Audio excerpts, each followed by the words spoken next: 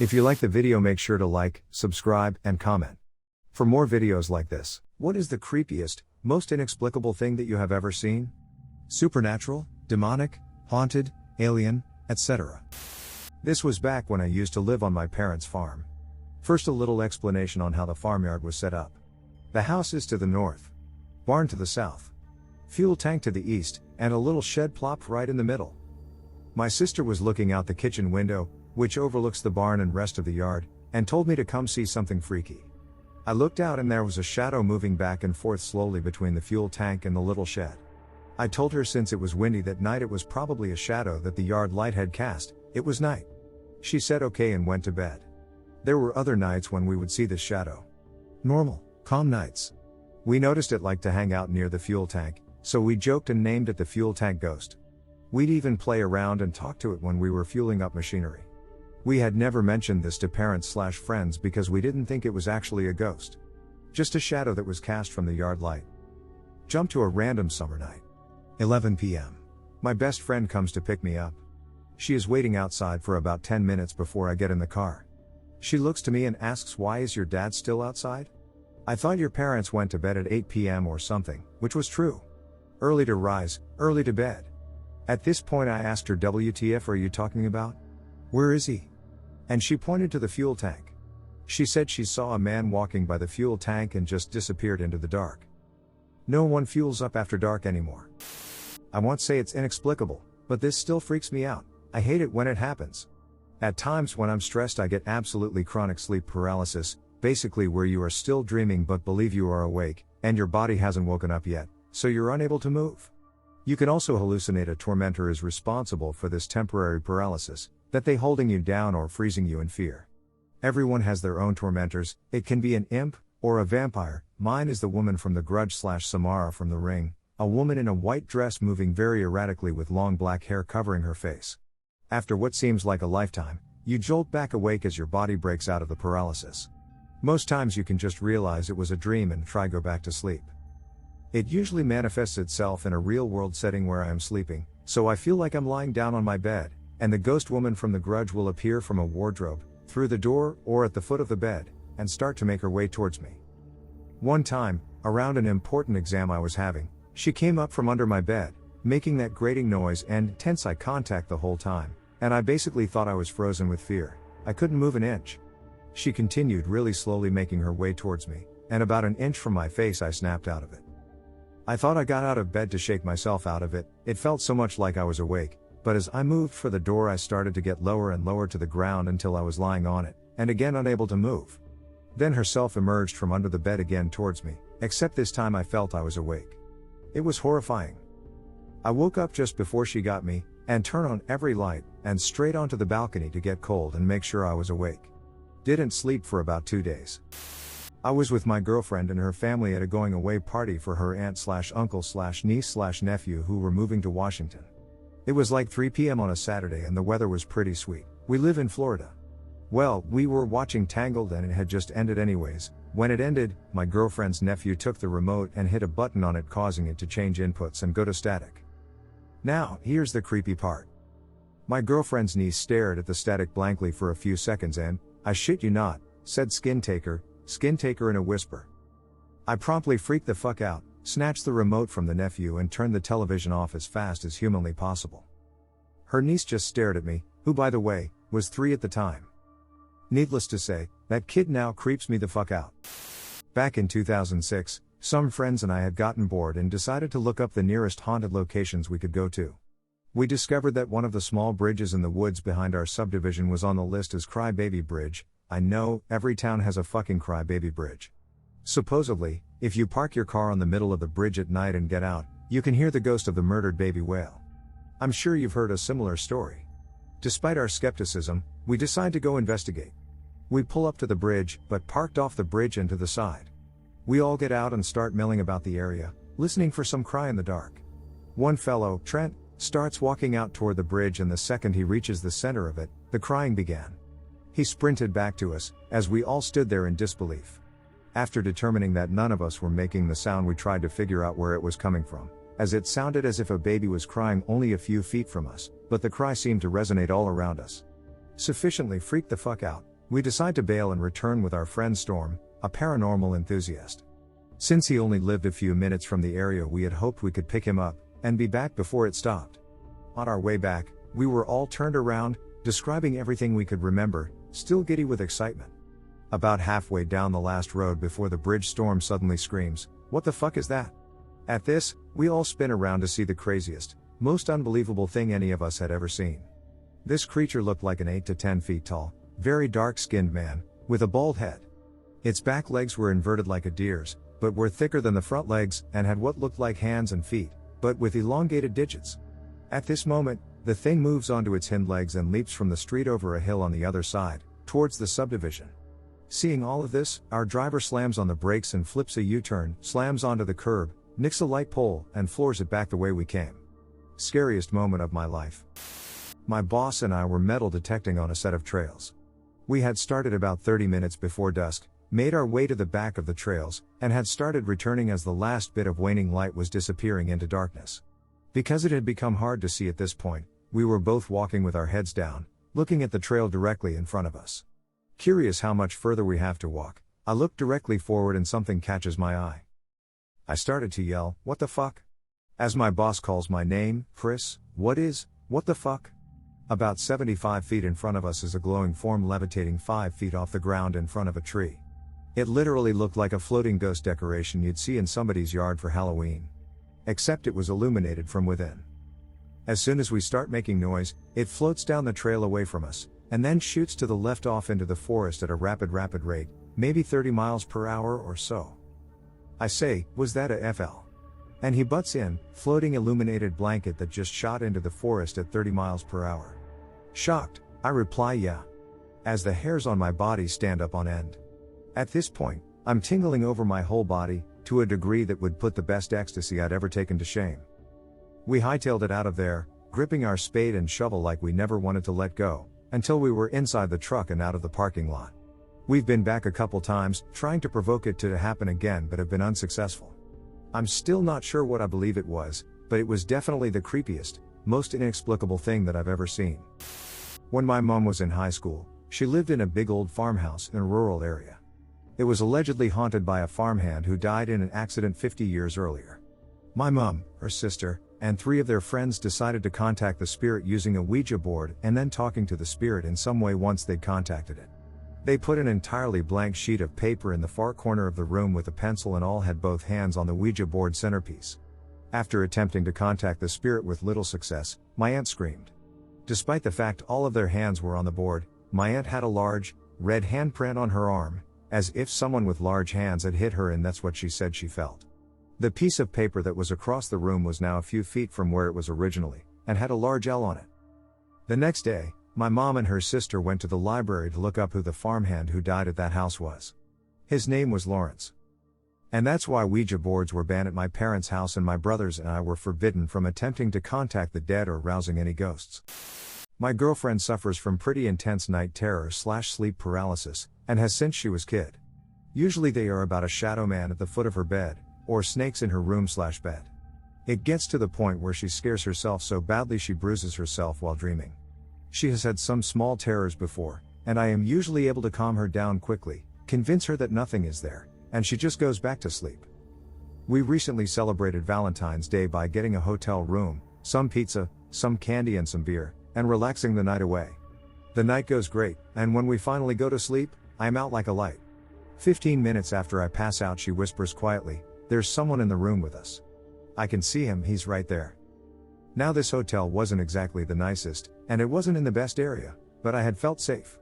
I had assumed it was just another one of her night terrors. She then starts screaming that he is coming closer, so at this point, I bolt awake and it is much, much darker in the room than it was when I went to bed. I flick the light on and no one is there, but my girlfriend is sobbing curled up on the bed. With my heart racing, but still unconcerned, I checked the room to calm her down. I checked everywhere, including under the bed. When I went into the bathroom, my blood went cold. The window was open about 3 inches, when I specifically remember closing it before I went to bed, and neither one of us got up during the night. I didn't tell her about the window, cuddled her close, and did not sleep at all for the rest of the night, and made sure that the knife I keep in my emergency kit was within reach on the nightstand. Albino weasel ghost. Long night of gaming at the computer, when I see a flash of white out of the corner of my eye. I'm in a dark and empty room, with only the monitor light. I think nothing of it, go back to gaming. Again with a white flash, only I caught a longer glimpse enough to make out a slender weasel Y form. I thought at first my roommate's ferrets escaped. I get annoyed, check for the ferrets, make sure they're in their room, and return to the computer. The white flash springs from one dark corner to the middle of the room, about 5 feet from where I'm sitting, and in that flash, I saw red eyes, furry form, and I shriek and topple myself backwards in the chair. Crumpled on the floor, all I can think is this is how I die. Never saw it again, but the vivid memory of it still scares me shitless. Then I was like 10. I was dragged to school with my mother for student-teacher meetings. We weren't allowed in the classes with them, so all the sorry sods that got brought there had to wait in the office. Well, in this office there was no one really keeping an eye on us, so it turned out we just started running around the school. All the parts that we weren't allowed to go to as 10-year-olds. Oh, this was a K-12 school, so being 10 we only knew the elementary section. So this girl committed suicide the week before in the woods by the school. And after they found her body it kind of disappeared. Like actually. No one knew where it was. They saw her hanging, they brought her down and did all the cop stuff, but then the body was gone. Anyway, we were running around and we were in an area where all the lights were off, and suddenly 2 girls run away from the cafeteria area screaming their fucking heads off. So me and this other guy go to see what they were looking at, and my 10-year-old mind swears to God that there was a body in the dessert refrigerator. Her body. Everything was dark, but that fridge stays lighted up. I didn't sleep for like a week and refused to tell my parents what I saw. And of all of us there that night, 6 of us swore that we saw it. I don't know if any of them ever told anyone. But it just wasn't brought up to anyone else. Oh, the worst part, they found her body the next morning. But no one ever said where. I know that it probably didn't play out this way and that it was our imaginations playing games on us, but thinking back to that is spooky as shit. This will get buried, but here goes. Many years ago I came home late from a club one night. I was sober as I had worked the next day and I was riding the motorbike to and from. I pulled up outside my house and found my mum waiting at the door. It's a loudish bike and it was around 3 a.m. She looked kind of not right. I figured maybe cause it was so late. She turned right and went into her bedroom, but while she was closing the door, she also went straight down the corridor into the kitchen. I thought I was seeing things. I just clearly saw her walk into the bedroom and she was still closing the door. So I walked down the corridor into the kitchen and there's my mum with her back turned looking out of the window. She was kind of swaying ever so slightly from side to side. I had this sudden burst of goose pimples and I said, "Mum?" She turned around with this really creepy frowny toothy smile, and when our eyes met I swear I heard thunder and collapsed. Everything sounded like I was underwater and I couldn't move. It's like my whole body cramped. I must have been screaming cause my sister runs into the kitchen. She looked all fucked up too, like, I can't explain, just creepy. My dad comes running in, he put his hand on my forehead and said stuff I couldn't understand. Then everything was gone. I lay there really sobbing and shaking violently, man. I had no idea what the fuck just happened. Till this day, I'm 38 now, if my mum is in the kitchen when I visit her, I won't walk in. After that I was kind of prone to freakish nightmares for a short while. Never happened before that night. I used to work at a movie theater. It was a crappy cheap movie theater that got all the movies after they were done at the bigger nicer theaters. We always joked about a ghost that haunted the place. We would always hear whistling. You could whistle part of a song and you would hear someone whistle the rest. I shit you not. This happened. We kind of joked about it and went on with our lives. Well, one day I was up in the projection area and I heard someone say my name. I yelled back, "What?" No answer. I walked downstairs and asked my coworkers what they wanted. They were slammed busy at the front desk, lobby. No one had come upstairs. Fine, could be explained, right? I'm hearing things right. Well, here is the freakiest part. My family doesn't celebrate Christmas like most families, so I would always volunteer to work Christmas Eve and Christmas Day. I was working the night shift on Christmas Eve alone. I was waiting for 2 or 3 people to get done watching Lord of the Rings or something so I could go home. After the movie was out I ran upstairs, stopped the projector and ran back downstairs to clean the theater. No one else was in the building at this point. Halfway through cleaning the theater I get this feeling like, wow. I shouldn't be here right now. I look up and see a man-shaped shadow in the projection booth. I ran out of the theater, turned off all the lights and ran out the door. I turn around and see that there's a neon sign for coffee behind the snack bar that's still on. I work up some courage and run back inside to turn it off. I literally jump over the counter, turn the light off and jump back to the door. By the time I'm out the door, I turn back around to see the light flickering back on. WTF. I ran back in, turned it off again. I turn to my right and see a flash of light come from the middle of the dark lobby. I turned, ran, and never looked back. When my son was just born, he would sleep in his crib in our room. One night my wife and I both woke up suddenly, at the same time. Our room has a large mirror over the dresser. Coming out of the mirror, a black scaled, naked woman. My wife shouted, "Go away." This apparition or whatever looked straight at me. I swear I was terrorized.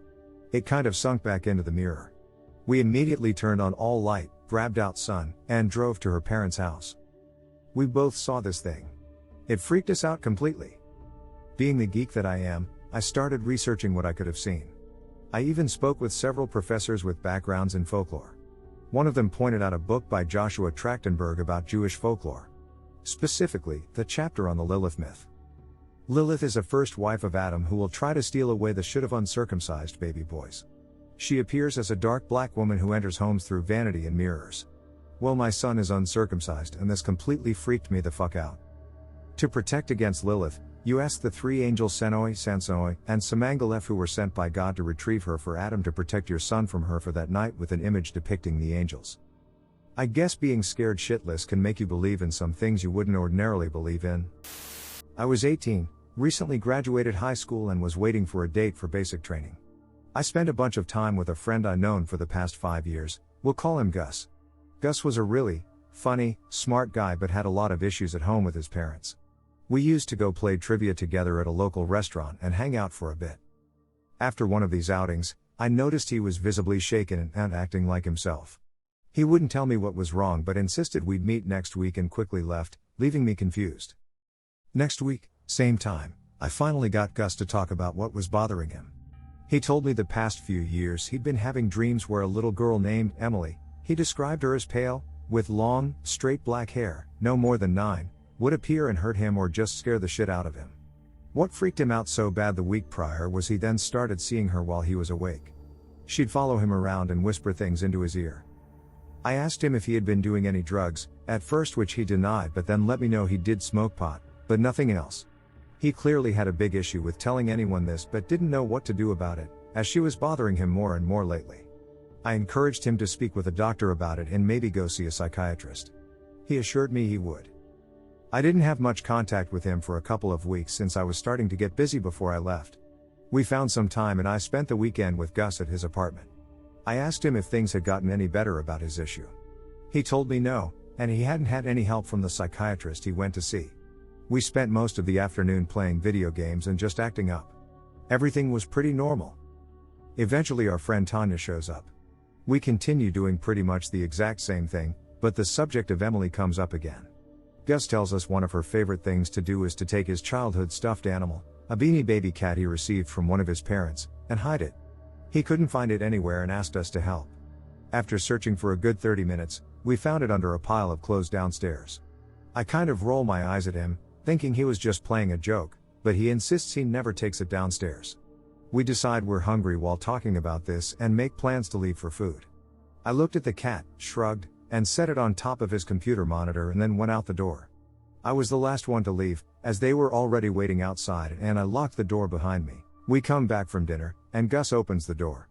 I was enjoying a good chat with Tanya when Gus interrupted and asked where I put his cat. I stepped through the door, preparing to point at his monitor and say there when I notice he's staring up at the ceiling fan that hung from an expanded room, roughly 14 feet off the ground. The cat is sitting on the edge of one of the blades, positioned so it was staring straight down at the door. We all stood in an awkward silence for a few moments when finally laughed and accused me of putting it up there. I assured her I hadn't. She didn't believe me. Gus thought this was proof enough to me that Emily was moving things again. It was late, so we threw some clothes at the cat to knock it off and decided to call it a night. I had the worst sleep I've ever had in my life that night.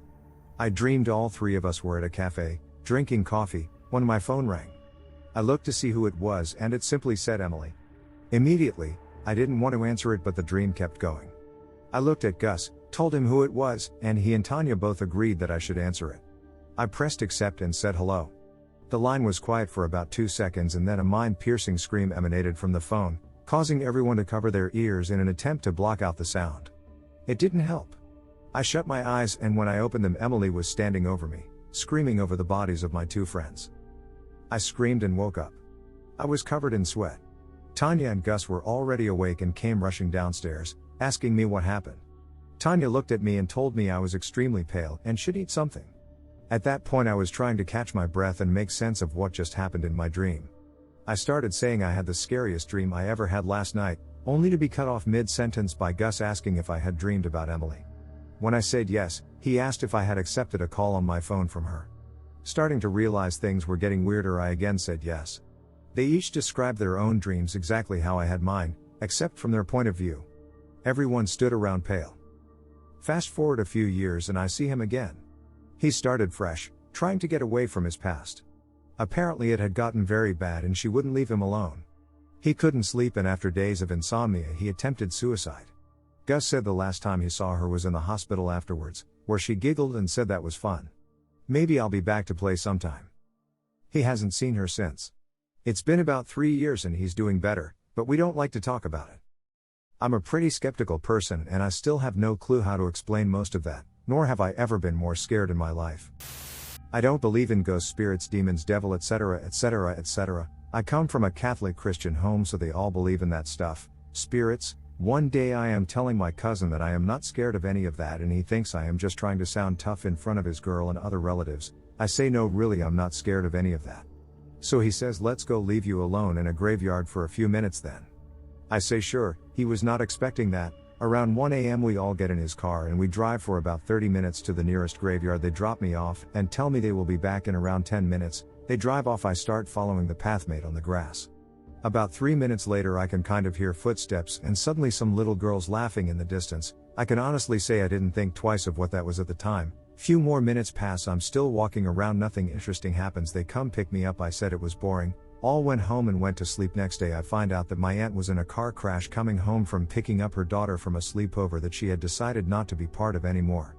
This all happened around 3 a.m. My aunt survived, her daughter unfortunately did not. Not really sure if these two things even have anything to do with each other, but I never did figure what made those little girl laughing noises I heard, and it gets me to think sometimes how weird life can be sometimes. My family and I moved into a new house. We had sold our old house and rented a house right across the road from our old house. My family was to move to another country and I was to stay in the city for college. I picked the room on the top floor and it seemed perfect for me. I had my own bathroom, bedroom, and right across was this old attic where we stored some of our stuff. Everything was fine in the house. It was a bit old and creepy, but nothing out of the ordinary. 2 or 3 months later things changed in the house, just the feeling of it. I thought I must have been paranoid, nervous for college or something, so I never took it seriously. One night I was in bed watching Whose Line Is It Anyway on my laptop. I was trying to fall asleep, but being a teen I woke up at 2 to 3 p.m. in the afternoon that day and couldn't shut my eyes. I closed my laptop and went to bed. I don't really know how to explain it, so bear with me. A rush of anger, pure anger, went through me. It wasn't anything I felt before. I stood up and touched my 3-level lamp. The light was on the weakest, but I saw a shadow of a man leaning towards me. It lasted maybe 1 second, but enough to know what I saw. Of course I thought I was just tired, so I tried to go back to bed. Very anxious but trying to go to bed. Maybe 5 minutes later my lamp goes from shade 1 to 2 and then ultimately 3. My TV and my laptop went on and off. This happened at least 2 to 3 times. I ran and slept in my sister's bed that night, never slept in that haunted bedroom again. Several years ago my mother and father's house was being remodeled.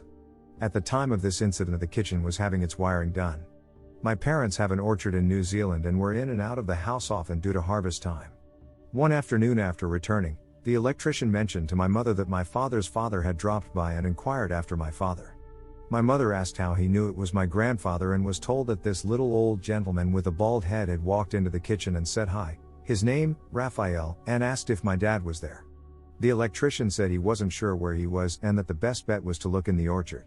At that point the old man said thank you and left by walking around the corner. My mother calmly asked a couple more questions re his appearance to confirm who it might have been and said nothing more to the electrician. A similar event had occurred in the garden with a friend of my mother's who hadn't met my grandfather the summer before. My mother walked back with drinks for her and her friend remarked on the lovely conversation that she had had with Raphael. Again, similar questions were asked and a similar response was given. My mother is a skeptical person who would put most detectives to shame with her questioning and lack of assumptions. She is very intelligent and perceptive. My grandfather was born in the Lebanon and was a chestnut-colored man with a bald shiny head, twinkling mischievous eye and a generous nose. He was about 5 foot nothing tall and wide as an axe handle. My grandfather had been dead for approximately 12 years at the time these incidents occurred. I was at a camp for a week in the summer between my sophomore and junior year of high school. It's pretty secluded in the farmland/woods of south central PA, so there really aren't any towns or anything like that within 30 miles of the place, not really relevant to the story, just background. Anyway, one afternoon I'm laying in the field at the camp, just relaxing and enjoying the nice summer day. The grass wasn't too long, but it probably hadn't been mowed in a month or so. It was a pretty big field, and they used it for sports and other things. But, as I'm lying in the field, I shut my eyes for a few minutes, but I didn't fall asleep. It was just pretty sunny and I was tired of squinting. As my eyes are closed, I can distinctly hear the sound originating about a foot away from my left ear of footsteps running away from me into the cornfield about 100 yards away. As soon as I hear the noise of foot to my left, I open my eyes and sit up to see who was beside me, and more importantly who had snuck up on me so quietly. I sit up and I'm completely alone in the field, with nobody within 100 feet of me, certainly out of earshot. I sit up and I hear the footsteps running into the field, but with no body attached.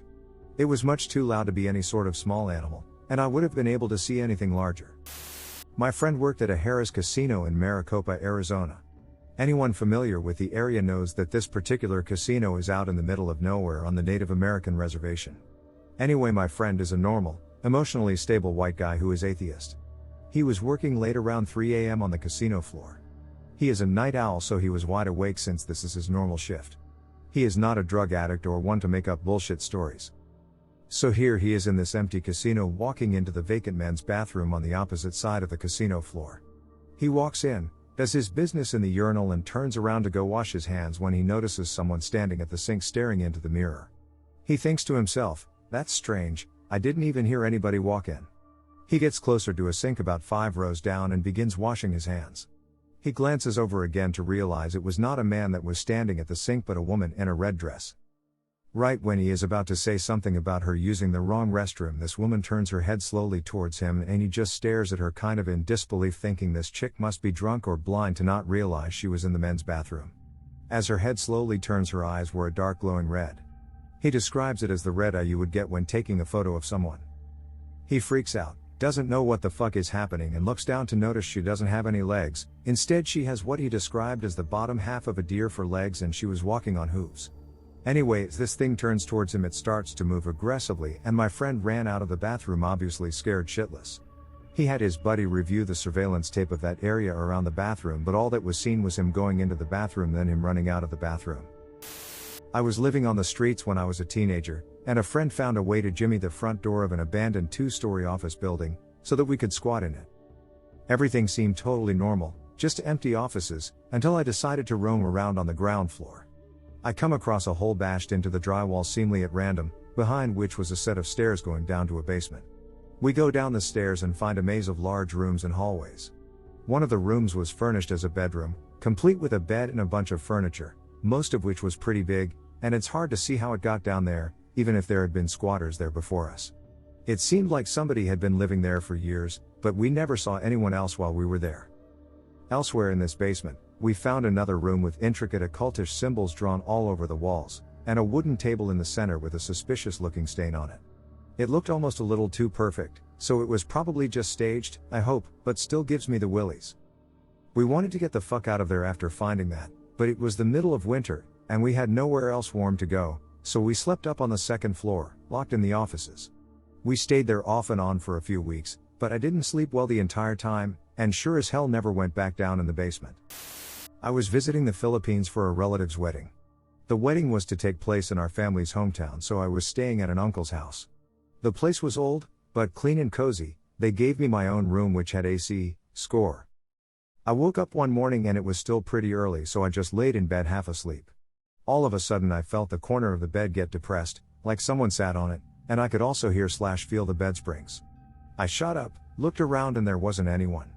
This creeped the hell out of me, so I left the room and went to the kitchen where some maids were cooking breakfast. Phew. At that point I decided that later that night I'll move to another relative's home who was inviting me to stay over. I already stayed at my uncle's pad for close to a week, so it was also a good time to move on. Later that night a cousin accompanies me to hang out and help me pack/bring my luggage to the new place where I'll be staying. So we're chatting and my cousin is watching me toss my belongings into my suitcase, which was on top of the bed. All of a sudden this floating 5-6 inch ball of light, like a willow wisp, dances across the bed right in front of me and then disappears. I jump the hell back and shout, "What the fuck was that?" And then I looked towards my cousin and asked, "Did she see that?" She responded yes, and we both stand there frozen/mouth agape for about 30 seconds. I then hurry and pack my stuff up and get the hell out of there. One night, me and my 2 friends were 13 or so, my brother was probably 16, so 4 people total, me, my bro, and some buddies were having a bonfire at my friend's house. Names are me, Tyler, friend, Ryan, and brother, Matt. We were all sitting on a log, just hanging out, usual bullshittery. When we all go into silent mode. It was getting late, all sort of tired and just zoning out in the comfortable rays of the fire. When my friend Tyler started laughing really hard, saying that he started, and couldn't stop crying for some reason. The usual lol you gay and unsensitive? Ribbing came out and we were all having a good laugh. And the silence fell over us again and I felt myself starting to tear up, but I kept it to myself. When I look over at Ryan, he's sitting there bawling like a baby, and I look over at the other 2 and they are too. I go to say, "Why's everyone crying?" But before I can get the words out we hear a snap and rustle in the woods opposite us. We all snap to look, and I see the shape of a girl, no features if that makes sense, pretty young, maybe 5 or 6, running with something metal in her hands and appear to trip. When she trips, instead of falling to the ground she seemed to fall in upon herself, creating a strange wispy spiral in midair made entirely of hexes. Hexes, as in like a honeycomb digitalization. Where the floating hexes are like a grid, and each individual hex varies in brightness as well as size and placement. After she completely vanishes we don't even waste time talking and just fucking run. The house was maybe 100 feet away, but goddamn it felt like forever. Once inside, we huddle in Tyler's room, it was his place, and we all saw that, right? And before we all start talking about it, I say we should write down what we saw, so that no one lies. We all wrote down the exact same shit, hexes and all. To this day I have no clue what we saw there. When I was a kid I lived on a farm. There are a few stories that happened there, but only one I'm absolutely sure I saw. My brother and I were standing out by the garage one day, looking off to the horizon. The house is on a sort of hill, with the farm field going back behind it and down the hill to a ravine. At the ravine, the forest started, and beyond that was more forest off to a river. So basically, from where we were, our eye line was roughly level with the tops of the trees. It wasn't majestic, but it means we could see past the trees. Anyway, we're standing there, and in the sky above the trees, way off in the distance, are 2 silver spheres, one above and beside the other. The top one was just to the right of the bottom one, the total distance between them was maybe the width of your finger, if you held it out at arm's length.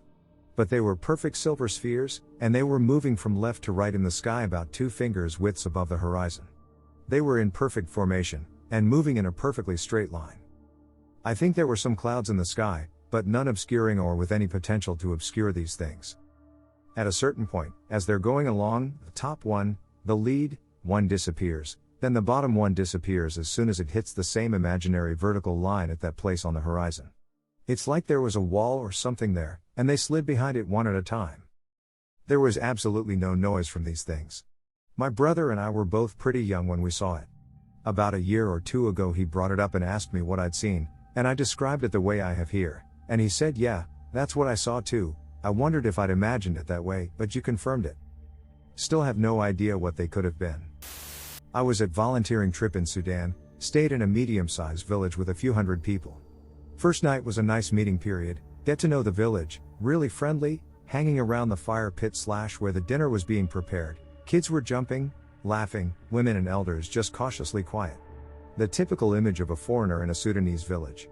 A few days passed with success, but the evening of the 3rd day at the village was when things changed. I awoke probably middle of the night, I can hear the fire cracking and the moon shining through my hut and bug protector.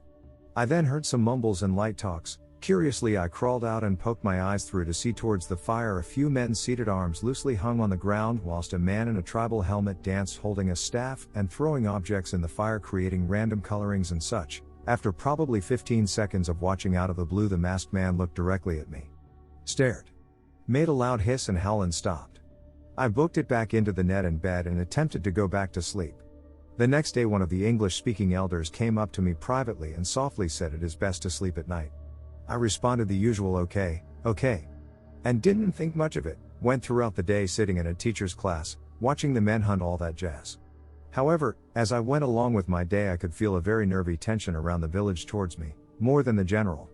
That evening at dinner the elders were separated from the majority, showing real fear and anger towards a few of the others. Things started to get heated but cooler heads prevailed. Now for bedtime. I strangely awoke again, very unlike me, but I just simply awoke. Eyes wide open, strangely felt like I never went to sleep. Hiss-ha is the best way to describe the deep, dark voice I heard bellowing out from the window. Next I can describe with only the sound of skin on glass being wiped and very, very loud. I was truly petrified. Nervously, I crept out of bed, having no real idea with what I was looking for and why. By the time my eyes met the fire, I felt a deep mulch in my stomach, a sharp pain of fear and confusion. I was staring at two levating men facing the fire, hovering, arms raised, legs dangling. While the masked man, staff rooted to the ground, throwing objects onto the fire, mumbling, growling, almost tongue-twisted, he could barely even make out sounds. I was utterly speechless, even mentally I couldn't even think of things. I just felt darkness surrounding me, pain, anger, surrounding me, eagle-eyed. I just gazed, in a trance, fixed on what was occurring. When suddenly a loud crack similar to one you'd hear during a storm of a tree snapping, the men immediately dropped, ragdoll escape, then instantaneously the masked man snapped to look right behind and directly at me. Naturally I shot myself back to bed, praying, strangely something I never ever did, and just hoped nothing would happen to me. I felt darkness, a deep, evil presence, all that night. No one ever came that night, but I felt, watched. All night. The next morning I was politely and without any excuse, asked to leave. I was thanked, and asked to leave that moment. No goodbyes or anything. What once was cheers of my arrival, was eerily nothing. No children playing, not even elders staring. Nobody, just myself and the English-speaking elder. Pack your belongings, you'll be in the car. And that was that.